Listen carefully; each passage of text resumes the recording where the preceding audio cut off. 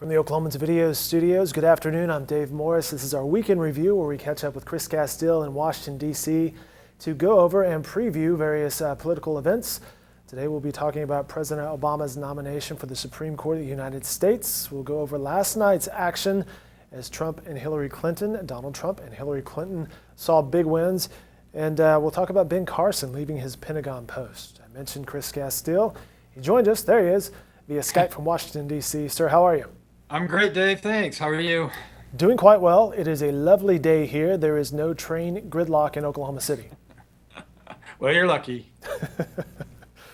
We just had a live interview with Carrie Watkins, and by the way, thank you for your help in facilitating that interview. That's good. It was interesting. It was interesting. She, of course, is the executive director of the Oklahoma City National Memorial, and she shared her thoughts on Merrick Garland, who's President Obama's nomination to succeed Antonin Scalia. And let's start there, Chris. Your thoughts on Merrick Garland?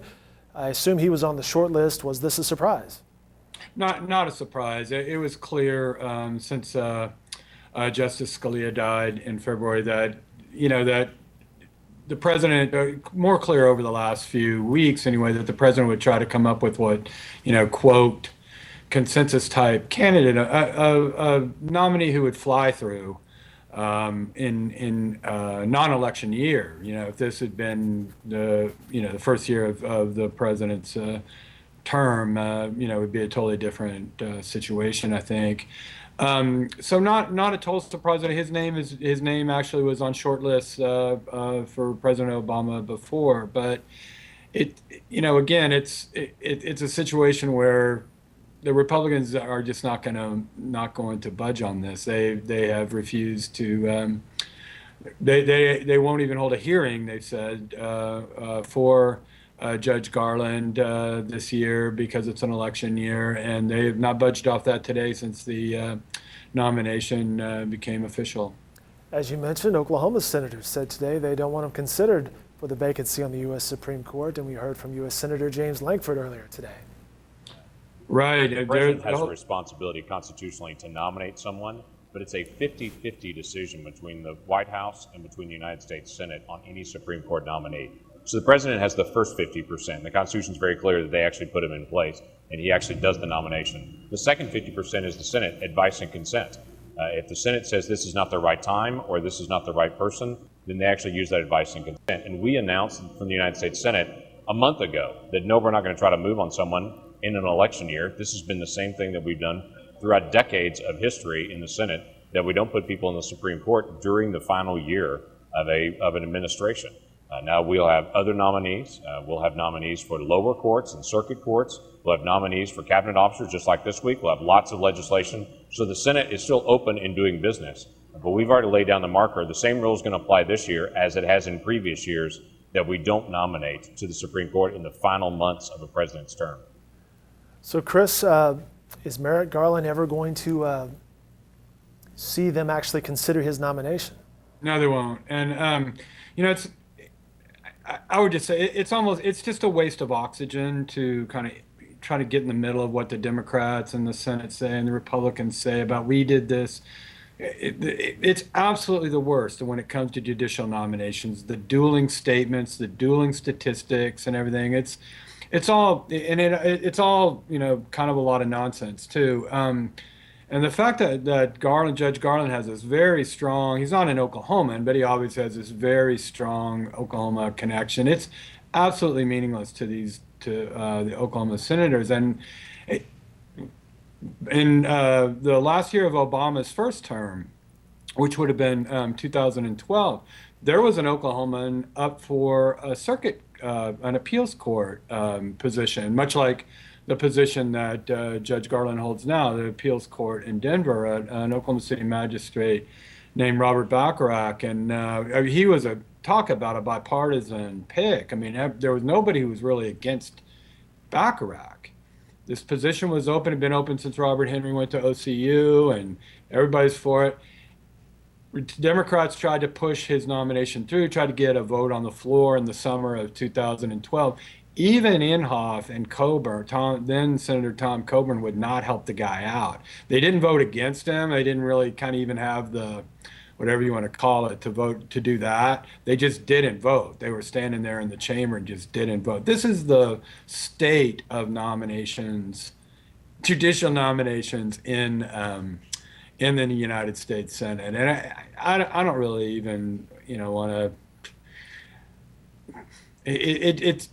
To most people it seems absurd, really. I mean, just and you wonder why people hate Washington. But we Oklahoma City has two vacancies there on the district court, the lowest level of the federal judiciary. There in the Western District, the courthouse in Oklahoma City, there's two vacancies.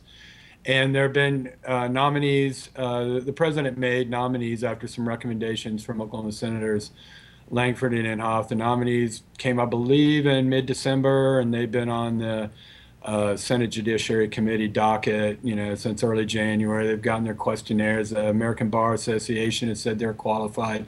They were likely not even going to get hearings this year, and that's the lowest level. You heard Senator Langford talk about, we're going to do these nominations, No, they're not. They're pretty much done, I think, approving judges this year, and it's March.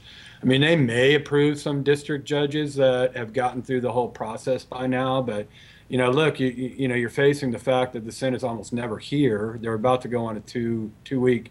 So every time they come back from a recess, it's like a month later. So they just basically shut down the whole judicial confirmation process very early in a presidential election year. Sorry to go on so long about it. We're chatting via Skype with Chris Castile from Washington, D.C., and just earlier in this hour, we chatted from that very studio with Kerry Watkins, Executive Director of the Oklahoma City National Memorial. And Chris, she shared her thoughts as she worked alongside Merrick Garland back during the Oklahoma City bombing process. What did you hear from her interview that kind of struck you? She is someone who knows Merrick quite well. Well, I think that she has come to know him in the last decade again as a memorial and museum has tried to get a very complete record of everything that happened in the aftermath of the bombing. He was such a crucial part of it in those days immediately afterward, and throughout the process of the justice process, because of the steps that he took. As she mentioned, to make sure everything was done by the book. And President Obama talked about that today as well. I mean, that he's a real, quote, process guy, that he's not a partisan, that he's not, interested in ideology. What he's interested in is justice. That's what I thought Kerry Watkins did a really good job explaining today. That they got his oral history. They compiled all these documents from his work, from his leadership of this investigation, to show that he wanted everything, every single I dotted and T crossed, so this thing was done right. And I think that, again, I mean, it just goes back to what I said at the beginning, that in a non-presidential election year, this thing would probably been sailed through in 2 months. Hearing, soup to nuts, the thing would be over with. I mentioned him as Merrick. No disrespect intended. That's Judge Garland to me. Moving on in our weekend review of politics here. Chris, a look back at last night. Donald Trump, Hillary Clinton, the big winners. No surprises there. Maybe it was kind of a surprise, I think, that they both did so incredibly well last night. I mean, I believe the last time I looked at Missouri that Secretary Clinton still had a lead there. So she may have swept last night. It's over with. I mean, there's no path for Senator Sanders anymore. I mean, they can make this some kind of quixotic quest, stay on it, but why? It's just that the delegate math is just done, and I wouldn't be shocked if the senator got out in the next week or so. But he may want to take it all the way into June. Who knows? Or at least take it to the point that that she actually clinches the nomination with the number of delegates. And you look at Trump, he won 4 or 5, I believe, right? I think it may not have been officially called in Missouri yet. Missouri yet. It was like what 2,000, 3,000 votes between him and Ted Cruz. But really, what what argument do you make that any of these guys stand a chance? I mean, obviously Kasich does not. He won one of the 5 states last night. Marco Rubio in Florida won a single county in his home state. He got the Miami County, I believe, Exactly. the southern tip down there. Dade County, right? Dade, yes. So Well, Kasich winning Ohio, and of course he told everybody that he would win Ohio. Is this him perhaps delaying the inevitable, or perhaps is this Governor Kasich becoming a vice presidential nominee down the road? yeah, I don't know. I mean, what kind of integrity really would he have if he were to be, Donald Trump's running mate? If he wants to hold himself out as this one guy, who trying to bring an end to the madness, then you don't join it. But I know there's this media narrative. There's been a lot of national media narratives, none of which have shown to have much credibility a week later, that there's going to be this brokered convention, as if Trump's going to go by, stomp all these guys in all these states, amass all these delegates, maybe get within spitting distance of the number needed. And then they're just going to take it away from him, and with some rule changes or some second ballot at the convention. I just I just think they just sit around making this stuff up. I would be stunned if that happened. And I don't see how you even do it, really. I mean, how do you go to the convention with all these Trump delegates and then somehow snatch it? It's just like I said. The media's got a different narrative about this every week.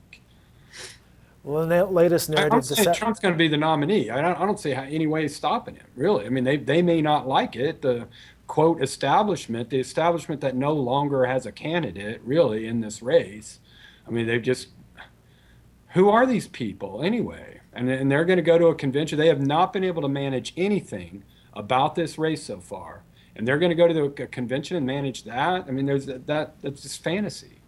we heard today that Fox News was canceling its debate, I believe scheduled for the upcoming Monday. Donald Trump had already said he wasn't going to participate. I guess Fox News didn't want to have a Kasich versus Cruz debate. Will we see many more debates in the future? I think Trump has he basically said, I don't want to do anymore. I don't think we need to, I'm not sure if you'll see another Republican primary debate. I think I can't remember if it was at a press conference 2 weeks ago or, after the last round of primaries before last night's, but he's basically said, I don't want to do them anymore. And if he doesn't go, then I don't think any network's going to want to televise a debate between Kasich and Cruz. One last point to get to here today. Yesterday, you had the story on former Oklahoma Congressman Brad Carson leaving the Defense Department, planning to leave the Defense Department next month. What's the story there? It's a weird story, and one I'm still trying to get at. But basically, he was nominated. He's been at the Pentagon in very important jobs and since very late 2011. He first was the general counsel for the Army. That's the top attorney for the United States Army. He was in the second ranking civilian at the U.S. Army, again, and a huge job. And then last year, about this time, President Obama nominated Brad Carson. He's a former Oklahoma congressman, a Democrat who represented Eastern Oklahoma, nominated him for a really important job, where the jurisdiction being what's called personnel and readiness, very broad jurisdiction. Well, he didn't get a confirmation hearing for almost a year, and that was true of all the really major Pentagon nominees, the civilians anyway, because John McCain, the senator from Arizona, is the chairman of the Senate Armed Services Committee, was mad at the president. He's holding all the nominations, wouldn't hold any confirmation hearings because of he and the president were in this dispute over the annual defense bill. So none of them even got hearings. And so finally they get a hearing, and Carson was essentially ambushed by not only McCain, but also Senator Jim Inhofe, the Tulsa Republican, who's a senior member of the Armed Services Committee, who said he's kind of waving these anonymous allegations around, saying, we've got whistleblower type things, saying that, your office there at the Pentagon has become a hostile work environment, quote, hostile work environment. That's a fairly, that's a legal term of art, really. It means harassment. It often means sexual harassment. So Carson's sitting there stunned. Didn't know it was coming. And this is the type of thing, just to say that if you're a senator and you get allegations like that, I'm not saying that you can't, shouldn't. That's not my judgment to make about whether you just air them in public like that, without any kind of substantiation when the nominee's not even used to it. That's their call. But here's what happens a lot of times in that situation. They call them into their office, and they say, "Hey, look, we've got a few calls, a few letters about this. We need to look into this, and then maybe they'll set some kind of internal review about the allegations, see if they're substantiated, because they may not be." They may, and Inhofe admitted in his statements to Carson during this public hearing, none of this may be true. In fact, you have that in your story. Inhofe did not list any of the specific complaints, acknowledged, just as you said, they may not be true, and Carson agreed to seek an internal review of his office. What happens next in this situation? So I talked to a Pentagon spokesman last week. He said, okay, well, what Carson did was he came back to the Pentagon and initiated this internal review. So they were trying to kind of get the right structure for it. This is a huge department that they're going to have to do this review of. Who do you ask, what do you ask them to try to get at, whatever it is you're trying to find out. But I think that, and Carson has not commented about this beyond a public statement he made on Monday. I'm leaving the Pentagon in April. Blah, I enjoyed my time here, that kind of thing. But the writing was on the wall. He just got brutalized by McCain over some things, and then by Inhofe and by Jeff Sessions of Alabama. That's not a good indication that you're going to get, that committee is going to advance your nomination. Now, I went to, and I was convinced really after that day that they probably weren't even going to hold a vote on it. So I caught John McCain in the hall of the Senate yesterday, and I said, "Were you even going to hold a vote on him?" And he goes, "Oh, yeah, we were going to." But I don't know, maybe that vote would never, maybe they would never have been satisfied that they had enough information to ever hold that vote. We won't know now, but I guess the bottom line is that Brad Carson is going to be leaving the Pentagon, next month. And that this one of the lasting memories of him up here will be this confrontation. It wasn't even really a confrontation. It was this exchange with Jim Inhofe, who I should say, Jim Inhofe did support Carson for those other two Pentagon posts, both of which required Senate confirmation, the General Counsel to the Army and then the Undersecretary of the Army. Those both required confirmation as well. And I couldn't be more puzzled about this. I'm supposed to talk to Inhofe about it tomorrow, and I'll be really curious to hear what he says. These guys, just by way of some background, these guys had a pretty big conflict when Brad Carson was in Congress, and that was from like 2001 to 2005, over an area in eastern Oklahoma called Tar Creek, which was an area very polluted by mining, decades ago, and it was the state, the federal government, kind of just wrestled with it for a long time. What do we do with these people that live in this? We got to get them out of here. There's like all these, all this incredible exposure to poison around there. Carson really wanted to move everybody out, to get federal funding to evacuate everybody who lived in this area, relocate them, buy their homes, and relocate them. Inhofe didn't. So they had some pretty nasty exchanges, about this. And years later, I would say, Inhofe actually went to, when Carson had already left Congress, Inhofe came around to Carson's position and actually secured the money to relocate all those people. Good stuff. Good analysis, good context. That's why we talk to our man in Washington every week, is for a week in review. He mentioned, Chris Castile, he mentioned Tar Creek. That entire coverage in the archives can be found online at newsok.com, and it's extensive coverage that we have online as well. Yes. Chris, a lot going on this week, a lot going on today. Thank you so much for your time. We very much appreciate it. All right, Dave, glad to do it. Take care. All right, and more political coverage can be found in the Oklahoman and online at newsok.com. That'll do it for this week in Review in Politics.